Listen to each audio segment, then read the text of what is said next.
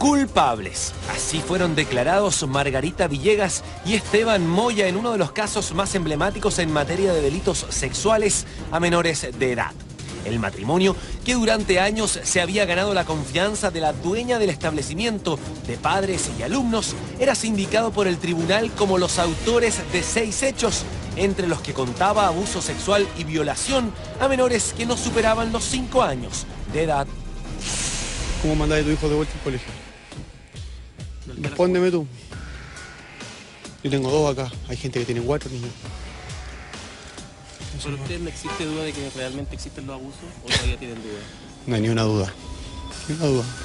En realidad no dijeron nada que nos llevara, que quedáramos tranquilos. ¿Tienen certeza o tienen más dudas? Hay muchos casos, hay muchas personas involucradas. Hay más cursos involucrados, no solamente pre-kinder y kinder. Es un hecho lamentable y tengo entendido que el colegio está tomando todas las medidas para poder solucionar el daño. Fue el 14 de junio del 2012 cuando en el colegio Apoquindo los padres de 2 menores acusaron a Villegas y a Moya de abuso contra sus hijos. Un hecho que, lamentablemente, no fue aislado, ya que rápidamente se sumaron otras denuncias en su contra, aunque también el hecho despertó la inmediata negación de algunos sectores del colegio. Con estos antecedentes, de manera inmediata Margarita y Esteban quedaron en prisión preventiva, iniciándose así una larga investigación que buscaba acreditar o desacreditar las imputaciones que se estaban realizando en contra del matrimonio de auxiliares y cuidadores del exclusivo establecimiento. Pero, ¿cómo esta pareja habría logrado realizar estos ilícitos? ¿Cómo, durante un tiempo no menor, habrían logrado trasladar a menores por el colegio hasta su casa en el mismo establecimiento y nadie se dio cuenta? La semana pasada, el Tribunal Oral en lo Penal de Santiago declaró culpables a los 2 auxiliares del Colegio Apoquindo. Víctimas conformes, imputados insatisfechos, hoy estamos aquí para ver cuáles son los elementos técnicos y científicos que llevaron al Tribunal Oral en lo Penal dictar esta sentencia acusatoria en la cual ellos resultan culpables de las denuncias. Durante los cerca de 3 meses que duró el juicio oral, una serie de pruebas claves fueron presentadas por la Fiscalía, las mismas que la defensa de los imputados intentó desacreditar en todo momento, generando hasta las últimas horas la creencia que este era un juicio por conveniencia, donde los más débiles se enfrentaban a los más fuertes. Para los querellantes, el resultado de los exámenes realizados por el doctor del Servicio Médico Legal eran contundentes. Tras las pericias, se confirmaba la violación de los pequeños. Sin embargo, el perito Luis Rabanal desacreditó las pruebas entregadas por el Ministerio Público, sosteniendo que el SML habría realizado el examen sexológico a uno de los niños en solo 5 minutos, en circunstancias que estas indagatorias, que incluye una entrevista, examen físico y toma de evidencias, tomarían entre 20 y 30 minutos. Además, el especialista cuestionó la manera en que se interpretó las pruebas fotográficas tomadas a los menores. De acuerdo a la tesis de la Fiscalía, los niños habrían sido cautivados por estos supuestos tíos que habrían generado lazos de confianza para luego engañarlos y llevarlos directamente hasta la casa en donde vivía la pareja, la que habría perpetrado sus delitos entre las 10:20 y las 10:40 de la mañana y entre las 12:50 y la 1:30 de la tarde, horas en que los menores disfrutaban libremente de los recreos.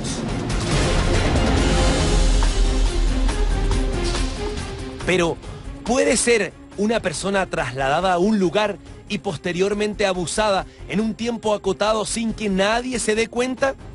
Tomando, además, como referencia que según el colegio los niños siempre eran vigilados por un adulto y llegaban puntualmente a sus salas. El factor tiempo resulta fundamental en la medida de acreditar o descartar la teoría del caso.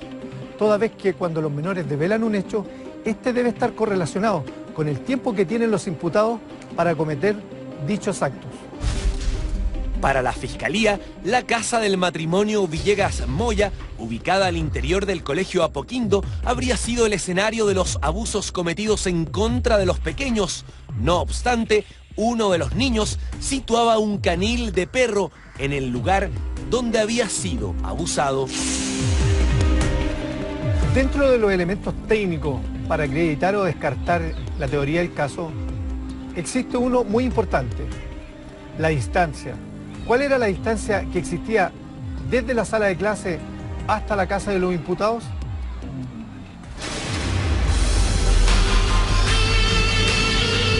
El 26 de diciembre será la fecha en que finalmente se dará a conocer las condenas para Margarita Villegas y Esteban Moya, la que hasta este momento sería de 50 y 45 años respectivamente. A la espera de la justicia, la defensa de los imputados, quienes insisten en su inocencia, estudiará los pasos a seguir. Hoy la defensa de los imputados analiza una eventual apelación. ¿Existe la evidencia suficiente para anular estos juicios? Bueno, una cosa son los testimonios, por supuesto, los testimonios de los menores, de sus padres, de los propios imputados y ahora condenados. Y otra cosa son los elementos técnicos, Francisco Claro. Pulgar. Analicemos eso. Tú estuviste ahí en el lugar, hiciste las mediciones, tomaste los tiempos. ¿Qué conclusiones se pueden sacar? Bueno, en todo el trabajo pericial del sitio del suceso, esto viene a contrastar un poco lo que hacen los psicólogos y psiquiatras en las develaciones. Con los niños, y esa es la gran crítica que tiene uno como criminalista de campo. ¿Por qué? ¿Qué quiere decir? Porque las develaciones deben ir correlacionadas con el sitio del suceso. Muchas veces en el trabajo que hacemos nosotros para la Defensoría Penal Pública, hemos visto casos donde los niños develan un hecho determinado, pero tú vas al sitio del suceso y es no hay... técnicamente imposible. Es técnicamente imposible. Entonces, es una crítica, entre comillas, constructiva para los psicólogos y psiquiatras que se dedican a la develación, para que ellos vayan al sitio del suceso, conozcan y no evacúen informes que a la mitad del camino el Ministerio Público los desecha. ¿Por qué? Porque no son consistentes. Y a lo mejor ese abuso sí ocurrió, pero no necesariamente en ese lugar. Claro, no estás sugiriendo en todo caso, Francisco, que tenga que hacerse esta entrevista, digamos, esta conversación con los niños en los mismos lugares, ¿no? No, de ninguna Porque llevar a los niños a esos mismos lugares sería realmente volver sobre el trauma. No necesariamente, Polo. ¿Por qué te lo digo? Porque si nosotros nos abocamos al caso Apoquindo, la data de fecha de los abusos sexuales comienza de marzo del 2010 hasta junio del 2012. Por tanto, los niños seguían en el colegio y demoraron mucho en develar, entre comillas. Y ahí hay un llamado de atención a los padres que vamos a medida que avancemos en esto, vamos a ir dando los tips. Francisco, ¿sí? No, que tú estuviste en el lugar, entonces, para ver qué es lo que descubriste. Bueno, respecto a los cuando trayectos uno va a del un sitio tiempo. del suceso donde se ha cometido abuso sexual de menores o violaciones, uno tiene que tener súper claro cuál es el contexto del sitio del suceso, cuál es el cono de visión que tiene el autor del hecho, y lo otro, cuál es el control del medio. ¿Por qué el control del medio? Porque cuando uno va a generar un abuso sexual a un menor, uno por lo menos debe saber qué pasa en el exterior. No puedo ser pillado.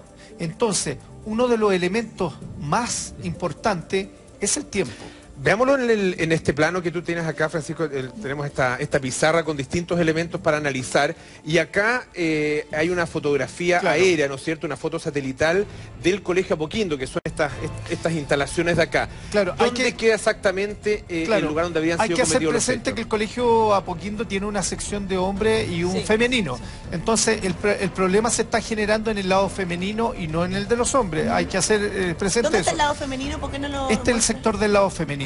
¿Ya? No hay claridad si la casa está en este sector aproximadamente. La casa de los auxiliares. Claro. ¿Ya? Entonces, acá yo he querido graficar de manera mucho más simple, de manera más genérica, yéndonos un poco a una hipótesis, respecto, por ejemplo, que si la sala de clases está en este sector, en materia técnica yo tengo que determinar cuál es la distancia, por ejemplo, desde las salas de clase hasta el sitio del suceso. Hasta el ingreso de la casa de los auxiliares. Claro, de la casa de los auxiliares. O lo otro, del sector más cercano, patio de juego. ¿Cuánto es la distancia? Entonces, ahí una vez que tenemos medido eso, por ejemplo, a través de estos aparatos que se llaman telemetro láser o a través de odómetro, nos vamos al segundo paso. Tiempo. ¿Cuánto es demora el trayecto? Claro, el tiempo que me demora tomar un menor desde el patio, llevarlo a la casa y cometer los actos, entre comillas, que está develando al psicólogo o al psiquiatra. Ajá. Entonces, ahí tú técnicamente, y por eso es súper importante, Diana, que atender a la visita que hicieron los magistrados al sitio del suceso, porque ellos querían conocer técnicamente si era factible o no. Eso no es muy habitual que, O que los sea, magistrados vayan a los lugares, yo profesionalmente, en los años que llevo, primera vez que veo a un tribunal acudir a un sitio del suceso. En el sistema actual, digamos, el sistema antiguo, por supuesto que sí, que era el juez el que investigaba. Ahora, esto es súper bueno. Una diligencia necesaria, claro. O sea, eso te iba a decir. totalmente, porque muchas veces en otro tipo de abusos sexuales, el tema tiempo, espacio, no le permite, por ejemplo, si esto fuese abierto, lo otro son los tipos de acceso. ¿Cuántos accesos tiene el sitio del suceso? Ellos tenían dos, uno que era visible y el otro que era por detrás. Ok, como la puerta principal de la casa y una puerta trasera, algo Justamente. así. Entonces aquí se puede generar una eventual duda razonable de que los menores no necesariamente podrían haber ingresado a la vista de todos. Esto es una hipótesis, estamos concluyendo sobre un hecho. Entonces, luego, al estar al interior de la casa, ellos tienen que saber en qué horario lo pueden hacer. Por ejemplo, el horario de recreo, claro. Y ese horario debe estar correlacionado que ellos en su casa no deben atender a nadie, ni tampoco deben estar haciendo cualquier otra actividad del colegio. Por ejemplo, ir a pagar cheque, ir a hacer aseo a los baños, etc. Por tanto, el tema del abuso sexual en materia técnica es primordial y se sobrepone muchas veces por la develación que hacen los mismos psicólogos. A ver, sobre la base de lo que tú dices, Francisco, entonces, el tiempo en el que era posible que ellos cometieran este abuso sexual es un tiempo restringido, muy limitado, ¿no? ¿Esa es la impresión? El recreo duraba más o menos entre 10 y 15 minutos. No, pero tiene que haber algún recreo que sea un poco más largo. Claro, eso, ¿no? pero vámonos al tiempo más corto, Diana. Ok, entre 10 15 minutos. En 10 minutos, o sea, si yo tengo aquí más o menos 25 metros aproximadamente, yo 25 metros... Desde el patio al acceso... Desde el patio de juego, porque estamos hablando de que el abuso se pudo haber producido en el recreo. Desde el patio al sitio del suceso pueden haber demorado 3 minutos, 5 minutos. Ya. O sea, el abuso se pudo haber cometido en 5 minutos. Si tú me preguntas como profesional, técnicamente en 5 minutos ¿se puede producir un abuso? Se puede producir. Tú dices que sí. Se puede producir. El tema es el tema del control del medio. Yo para cometer un abuso tengo que generar una planeación. Esto igual que para cometer un delito, porque estamos hablando de que alguien no te debe pillar. Entonces acá, claro, hay dos personas involucradas. Una persona podría hacer la acción del control externo y otra la autoría, como se le está involucrando. Por tanto, en este caso en particular, generar diversas hipótesis, claro, es plausible, pero todo va correlacionado respecto a la primera develación. Y ahí es donde se genera hoy grandes errores y la responsabilidad muchas veces es de los padres.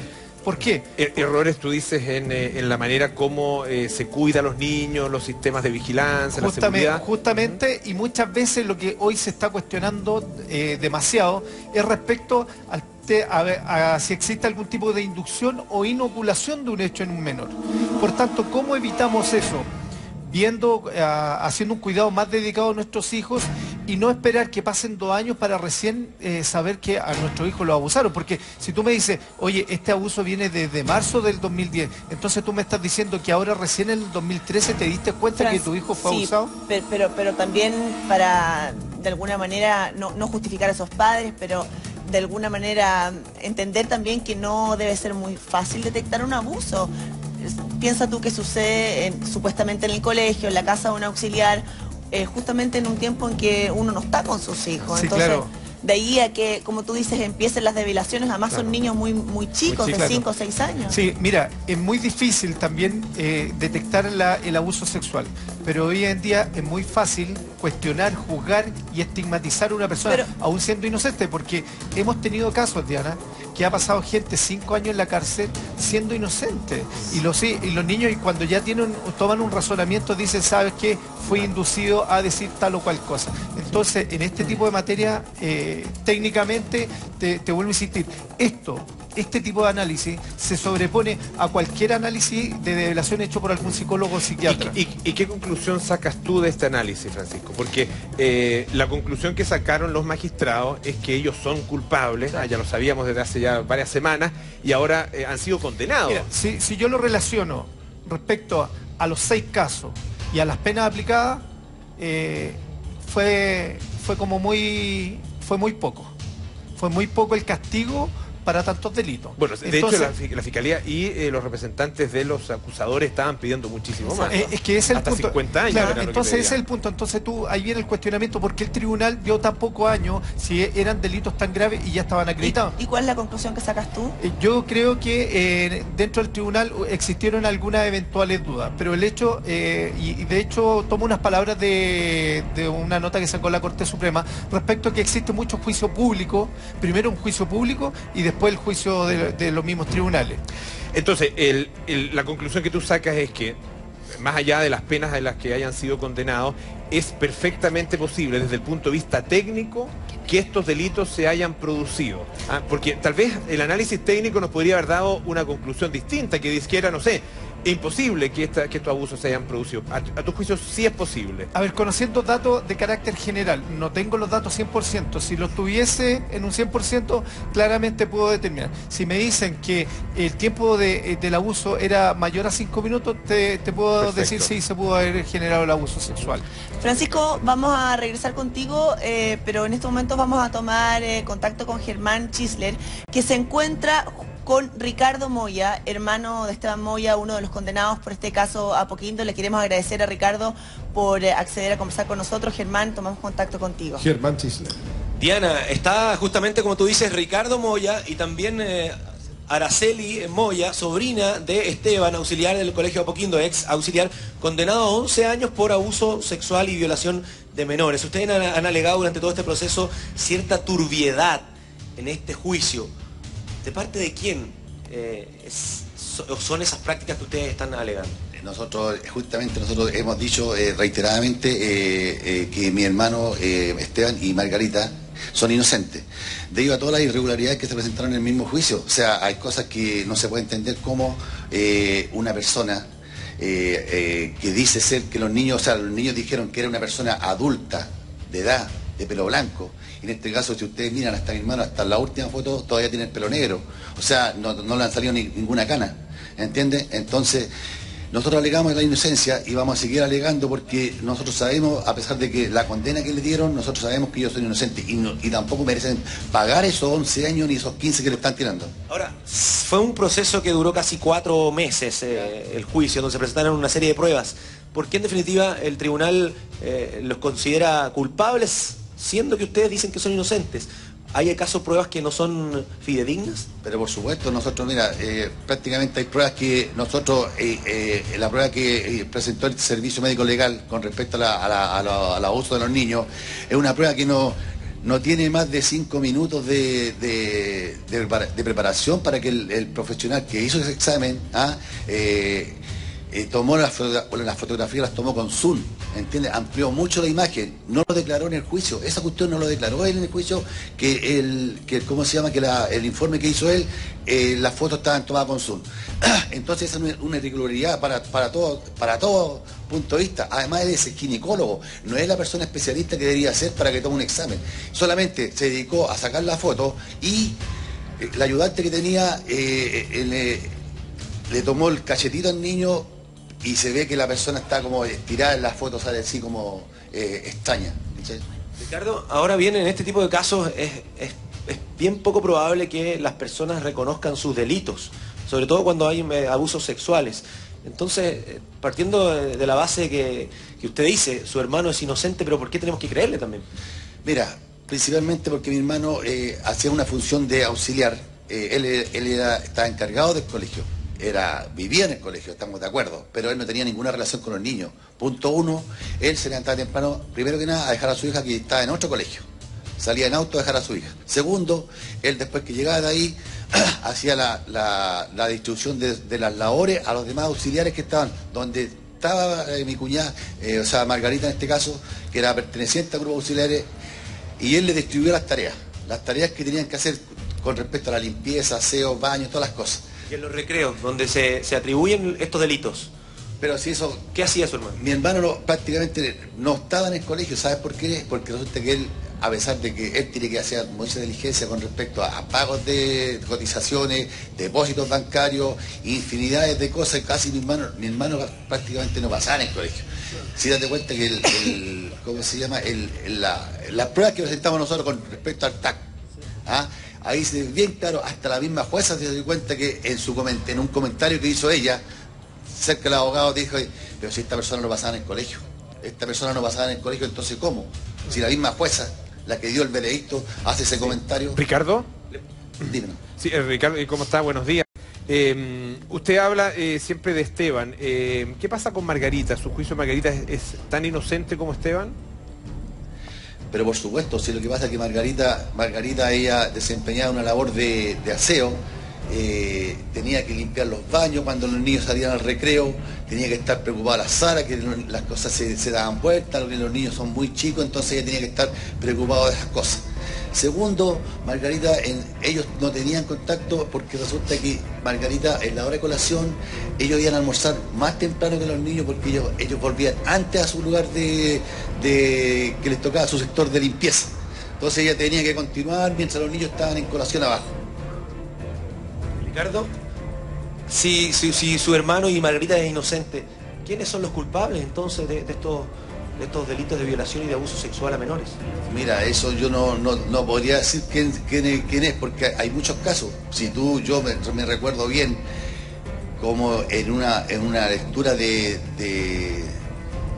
un informe que se dio en el juicio, las niñas nombran hasta el papá.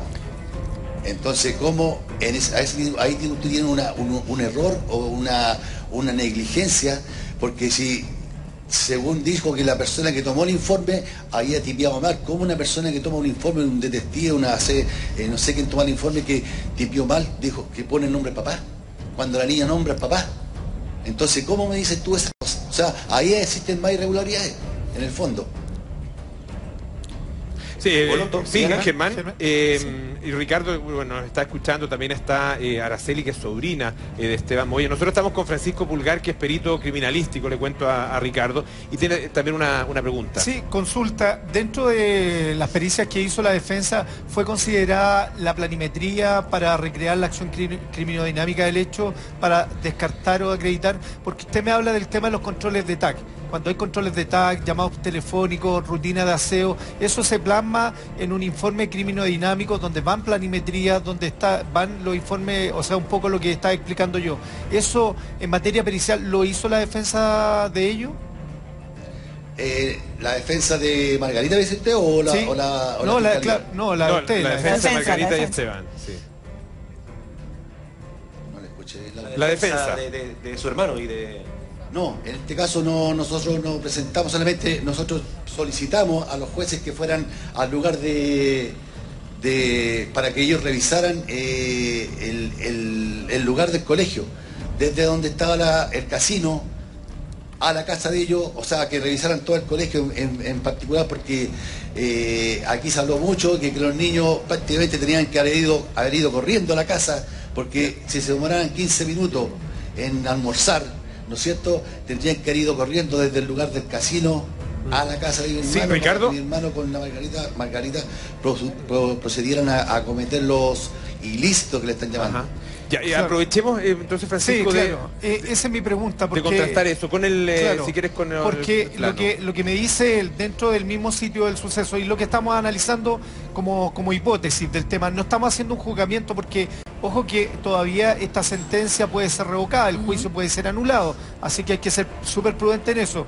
Entonces, ¿qué es lo que pasa? Claro, si ella está en la casa de ellos, por ejemplo, como hipótesis, y la imputada tiene acciones de labor, por ejemplo, asear los baños, la cocina, la sala de dirección, y el imputado tiene que ir a hacer trámites y como respaldo tiene el TAC, trámites bancarios, cartolas, depósitos, etcétera.